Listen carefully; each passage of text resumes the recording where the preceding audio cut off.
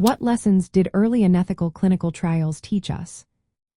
Imagine being part of a medical study where you're not fully told what's happening or the risks involved. Sadly, this was common in the past. Early clinical trials sometimes caused serious harm because they lacked proper rules.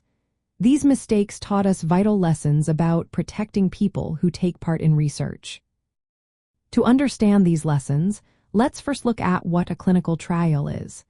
It's a research study testing new treatments or medicines on people to see if they are safe and work well. Today, these trials follow strict rules to keep participants safe and informed. But in the early days, many studies ignored these rules, leading to problems. One big lesson came from the need for informed consent. In some past trials, like the Tuskegee syphilis study, participants were not told the truth about what was happening. They didn't know the risks or the purpose of the study. This meant they couldn't make a real choice about joining. Now, patients must be given clear information about what the trial involves, including possible risks and benefits.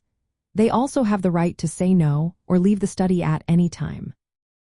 Another lesson was respecting vulnerable groups. In the past, prisoners, people with disabilities, or marginalized communities were often used without proper protections. They were sometimes forced or tricked into participating. Today, special safeguards are in place to protect these groups from unfair treatment or coercion. We also learned about balancing risks and benefits. Some early trials exposed people to harm without any real benefit to them. Modern research carefully weighs the risks against the possible benefits. The goal is to avoid unnecessary harm and make sure the trial can help future patients. Justice in selecting participants is another key lesson. In some cases, certain groups were unfairly targeted or denied access to treatments. Ethical trials now requiring fair and equal selection of participants, making sure no one is exploited or left out. Finally, oversight and accountability are essential. In the past, there was no independent review of studies, which allowed unethical practices to continue. Today, independent review boards, called institutional review boards, evaluate and monitor trials.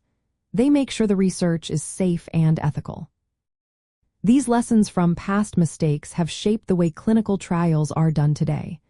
Patients can now participate knowing their rights are protected. They can ask questions, get clear information, and decide whether to join. The goal is to improve treatments while respecting and safeguarding everyone involved.